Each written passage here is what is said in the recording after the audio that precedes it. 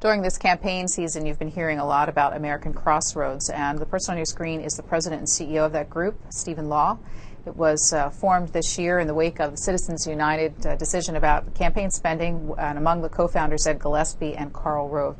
Mr. Law, the headline in USA Today, "Campaign Spending by Groups Gone Wild" is the headline on this, and they are suggesting that the tally right now at $220 million this week, 2 weeks before the election, is roughly twice the $111 million that similar groups spent at this point last midterm election in 2006.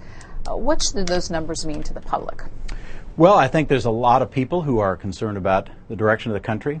There's a lot of passion about trying to change the culture of Washington and to deal with the economic and governmental problems that we currently face. And so that has been manifested in a tremendous amount of speech activity out there, people calling this government, this president and Congress to account for their votes and the policies they pursued. And it's very much in line with what we saw in 2006 and 2008. Where Democrat-oriented groups were very upset with the direction that President Bush and the Republican Congress were taking the country. They spent almost equal amounts, in some cases much larger amounts, to try to get the voters' attention on where the country was going and get them engaged in the election. This has been going on now ever since the campaign finance legislation passed in 2001, outside groups getting involved, and now, just now, Republican groups have figured out how to do it, and there's passion on our side, and that's what you're now seeing today. For you, speech activity means campaign contributions? Well, no, it means our ability to communicate our message to voters so that when, for example, Congressman Hodes in New Hampshire tries to spend his money to pass himself off as a fiscal conservative, we have an opportunity to tell about his record so that voters have a complete picture about where he stands on voting for pork projects and for increasing the debt limit and for the $814 billion stimulus. Explain the whole concept and the genesis of American Crossroads to people. Well, last fall, a number of us were seeing what was going on in Washington. We had a sense not only that the administration's agenda was going towards a very liberal direction, but also that there was an unease that was developing in the electorate about it. And we thought there might be a chance to get some real change in Washington. We had seen for years, I had seen for many years, the tremendous success of the left, whether it's the unions or MoveOn.org, Americans Coming Together, other organizations that had harnessed outside energy to have an impact on the political process. And so a lot of us thought, maybe we can do that on the right successfully. We'd never tried it before, and so we really started in earnest this year back in April. The response has been unbelievable, and that's what you're really seeing today. What's the difference between American Crossroads and Crossroads GPS? There are two different groups. American Crossroads is an organization that is formed to play only in the political realm. It's a pure political organization, and it discloses all its contributions. Crossroads GPS stands for Grassroots Policy Strategies, although there's a bit of a play on words with GPS. Obviously, we're seeking to set a direction. But it's primarily involved in issue advocacy and in legislative advocacy, and there'll be more of that that you'll see next year.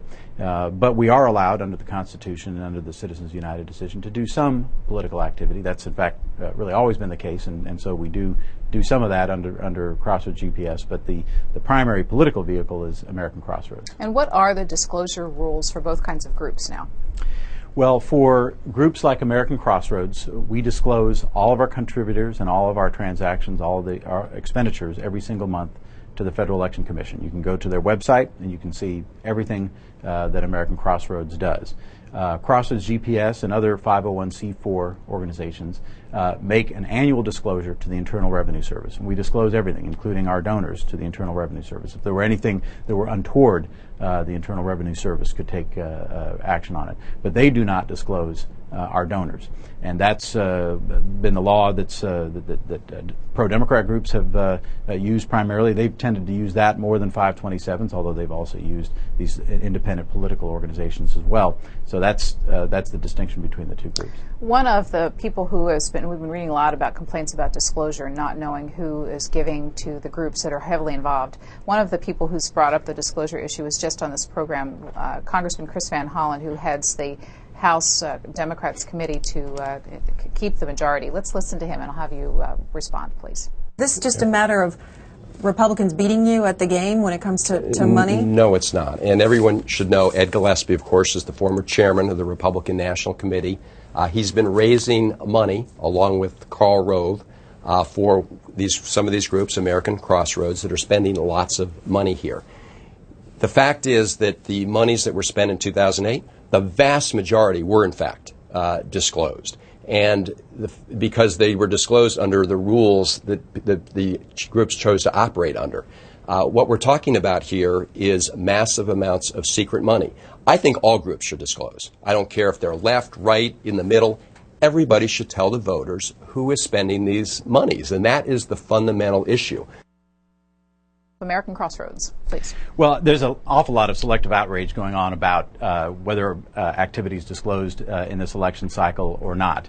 Mr. Van Hollen certainly knows that organized labor spent $450 million in 2008. That's just 24 months ago to help elect a Democrat Congress and president. It is true that they do make some disclosures to the Labor Department, just as we make some disclosures, in fact, a lot of disclosure to the IRS through our 501c4 organization. But the level of disclosure that organized labor does, or these other groups that were involved, is certainly by no means what people ordinarily think of when they think of a fully disclosed operation. So they're now upset because they're on the receiving end of a lot of passion and a lot of concern about where the country is. And frankly, I think it's really a red herring. I mean, what if you go outside of the Beltway and away from the sorts of places that folks like Mr. Van Hollen tend to frequent, most Americans are concerned about the fact that we have 15 million Americans unemployed. We have a $13 trillion debt. We just had announced that the deficit will be for the second year in a row above $1 trillion. They're concerned about the direction of the country. And frankly, a lot of them we hear from appreciate the fact that there are outside groups like us that are holding this president, holding this Congress accountable for a failed record that has run up gigantic debts and has prolonged our economic recession. And to spend a lot of time talking about campaign finance law completely misses the boat of where most Americans are and what they're concerned about right now. We have a few numbers, and I want to make sure that they are current and on target. $65 million that you've pledged to spend on the 2010 elections, $13.5 million of that spent so far, and $9.6 million spent on independent expenditures. That's from Open Secrets. Sure. Are those numbers accurate? You've pledged $65 million. Yeah, that's true. That's our goal. When we started out, we hoped to raise 50. We're past that now. And we're aiming for 65. I think we've spent more than 18 million. That sounds a little low. The other thing I should point out is that even when Crossroads GPS or American Crossroads engages in what's called express advocacy, where we're specifically saying something about a candidate, that is actually all disclosed. All that spending is disclosed. It's disclosed to the Federal Election Commission. And with American Crossroads, as I said, we disclose everyone who supports that organization, but a 501c4 does not. By interesting comparison, in 2008, the SEIU, the Service Employees International Union, spent $85 million. One union spent $85 million. Now, I'd like us to be able to spend $85 million. I don't know whether we'll have enough donations to do that. But that's the equivalent of a single major corporation spending $85 million to elect the President of the United States. Not only did President Obama not complain about the fact that an outside group was spending all that money, he actually went to their conference by video cam and asked them to pledge their support for his election. So again, I think there's a lot of selective outrage. There's a lot of passion on both sides. Organized labor again this year has pledged to spend $250 million. That's a lot more than we're going to spend, I can tell you. And nobody knows where that's being spent or how it's being spent because they don't disclose what they're doing. Let me tell you about Mr. Law, and we'll move from the framework to some tactics here. He is a graduate of the University of California, Davis. His law degree is from Columbia University, and he served as a Harlan Fiske Stone Scholar. He was the manager of Mitch McConnell's first re-election campaign in 1990 and later served as the senator's chief of staff. He was executive director of the National Republican Senatorial Committee for the 98 and 2000 cycles, served in George W. Bush's administration as Deputy Secretary of the Labor Department, and before coming to American Crossroads, he was the chief legal officer and general counsel of the U.S. Chamber of Commerce, which has been in a bit of a fracas with the White House these days. Jerry Seib has a column about the Chamber and suggests that after the election there is opportunity and should be for the Chamber and the White House to make up. Do you see that?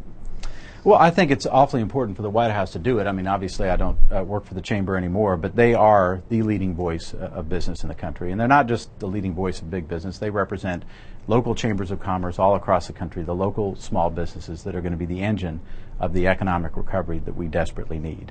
And I think it hurts the White House. I think it has hurt and will continue to hurt the White House to be viewed as in a feud with the representative of those small business voices that are really the future growth and hope for opportunity in this country. But it's splintered over health care, the relationship. I think it started there and some other issues like that. I mean, the concern that the chamber had was that the White House took it take it or leave it attitude toward the business community on what they wanted to do on health care. Frankly, the administration and Congress took it or take it or leave it attitude with the entire country on health care. They were going to pass the health care bill they wanted, and they were not interested in changes to that. And I think that engendered some very bad feelings. But again, I think the White House, strangely, has made some significant tactical mistakes, in my view, in trying to demonize groups that have a tremendous amount of respect and affection in this country, such as the U.S. Chamber of Commerce, which has, if you take public opinion polls, has an extremely, certainly probably a higher approval number than the president does right now. They ought to be trying to create a good relationship there and look toward building the jobs recovery that so many people are concerned about, with a structural unemployment of above 9% in this country. Let's move to your tactics for this election season. How many Senate races are you involved in? About 9 or 10. It shifts from day to day depending on what the circumstances are. Can you give us the headliners pretty quickly? Well, they're all the ones that are within the margin of error that are very competitive. States like Missouri, Kentucky, I think New Hampshire started to shape up fairly well. And Pennsylvania we feel reasonably good about, but that's again another one that we're watching fairly carefully. Washington State, Wisconsin, Florida, again another state that we've been active in that now may be starting to look a little bit better.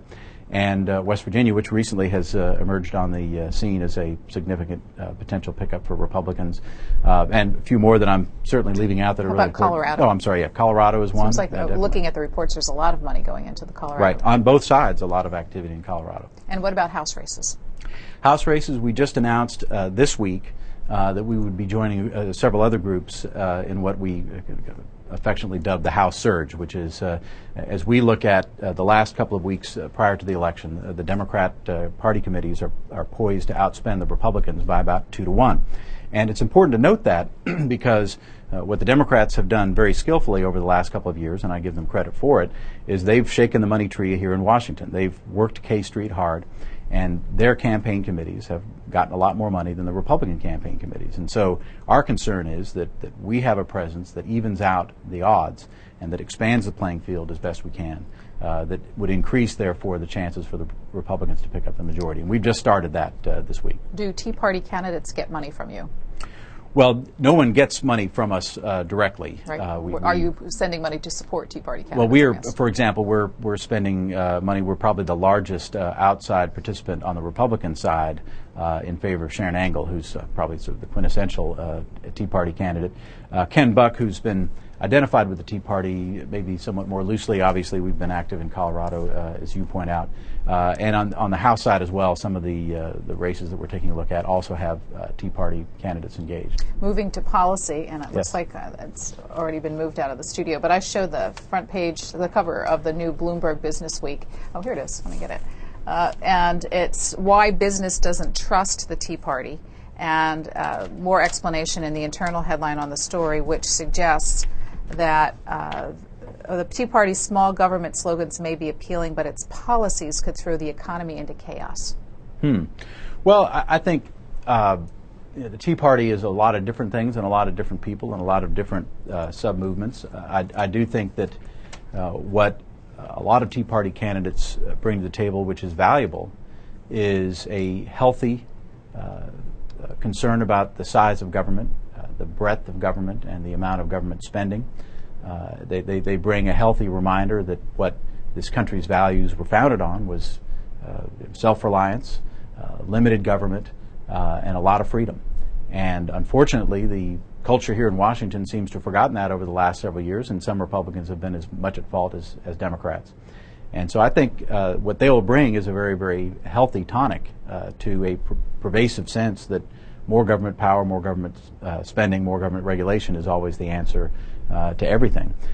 They will not, even if the Republicans have a great day in November, and I certainly hope they do, we will not have unfettered power here in Washington. There will still be a veto pen at the other end of Pennsylvania Avenue.